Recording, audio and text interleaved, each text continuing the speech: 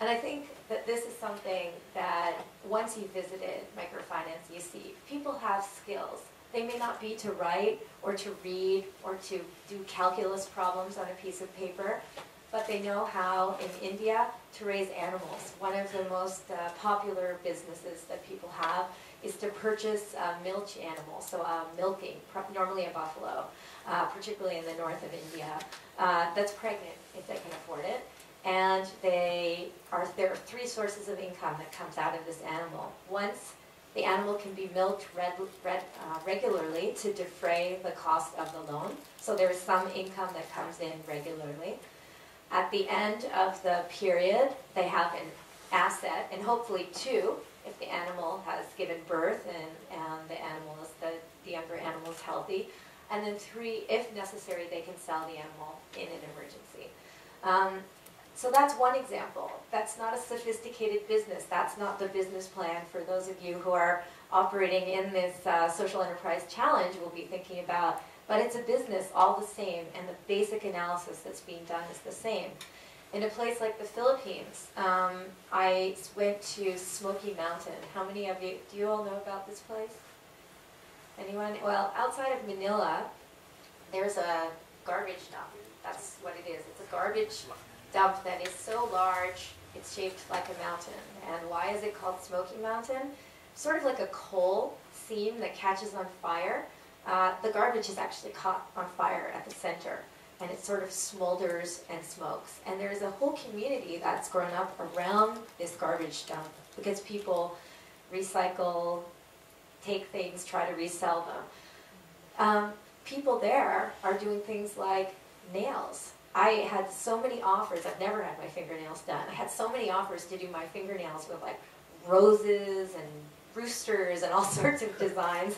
I thought, I mean, these people are really doing hair, selling some jewelry, doing beads.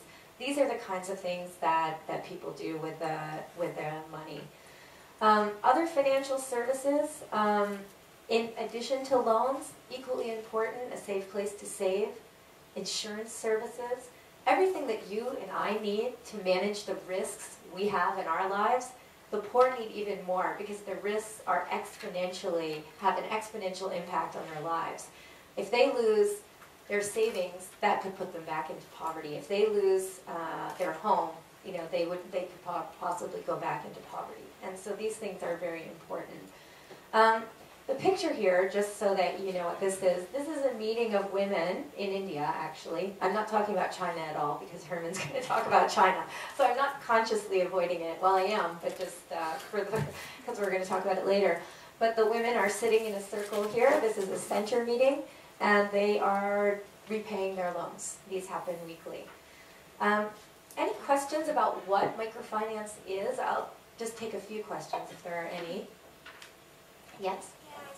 Like you mentioned about the women, like how Women Bank focuses on the women, but then how about maybe because of the culture and religion, would the woman face some social pressure like the husband, and would they be like facing some violence from the family? And if so, how does the Women Bank help these women? Did everyone hear the question? Okay. So it's an excellent question, and South Asia is probably in Asia where we have the biggest challenges with women culturally having not equal rights. And so when Professor Yunus started his work in Bangladesh, they don't work where the village does not want them to. They will find the more progressive, more thoughtful village heads, get that person to support the work that they are doing, and then talk to the women themselves. When this started, there were not very many women who were students of Professor Yunus's. There's one, she is his successor, but there was only one. And so Professor Yunus would go and try to meet women, and he'd have to talk outside the house through the walls and try to communicate. So in terms of the institution trying to serve the poor, they took a very non-confrontational perspective. In terms of the individual families, was there resistance? Is there resistance? Yes. But what we see consistently, time and time again, is as a woman starts contributing to the income of the family, she becomes valuable in an entirely, and sorry to say, an entirely new way to the family. And the respect that she gets rises. If she's been beaten before, that tends to taper off, if not end. And frankly, one of the things, you see this circle of women, they tend to stick up for the woman as well. You create a community that's stronger. It's not always perfect. That's a bit of an idealized picture, but yeah, I think those are the ways that we've seen that work. Try to avoid the conflict and circle a village with all of the good things that are happening, and try to encourage people to come and say, actually, we didn't mean it. Come to our village now. Any other just basic questions? We can have a bigger question and answer session, but just on what is microfinance? I just some kind of curious about focus on women. I totally agree with your observation, but is there anybody challenge you that this is some kind of sexual discrimination against men?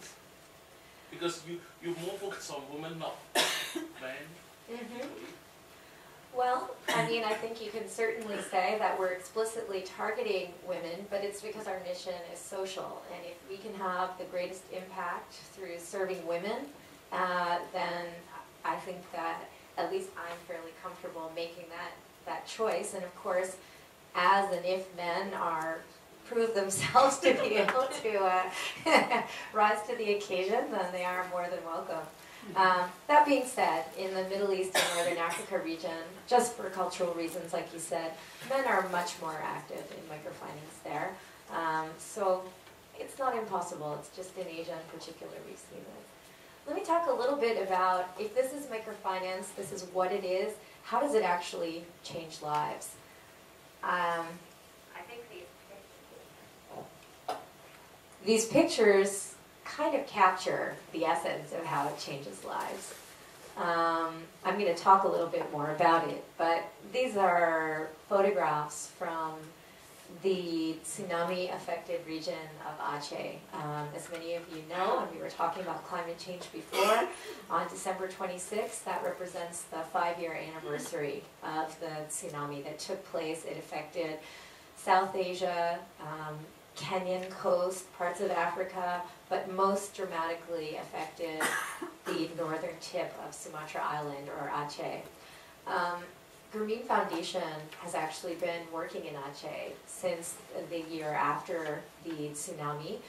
We supported an organization that has extended about 17,000 loans to women there, and these are 4 of those women. I'm going to actually play a recording so you can hear a woman talk about the impact of microfinance, and then I'll give you sort of more of the high-level statistics.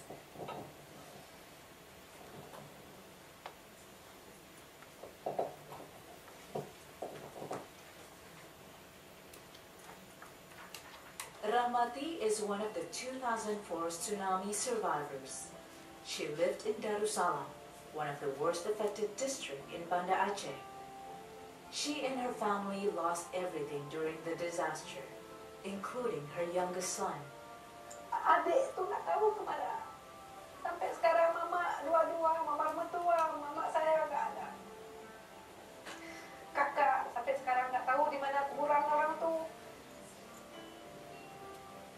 Rahmati and her family were living in temporary barracks when they were approached by loan officers from Mitra Duafa.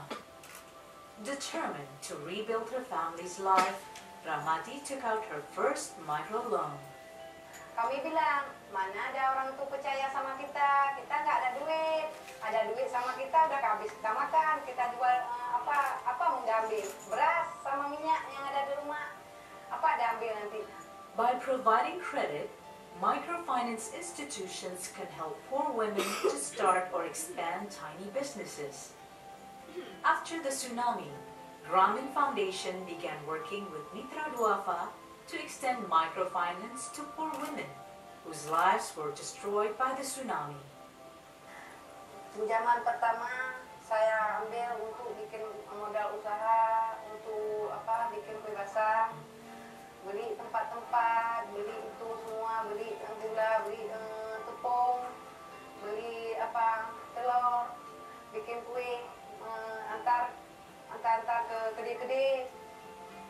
Jadi bisa kami tutup untuk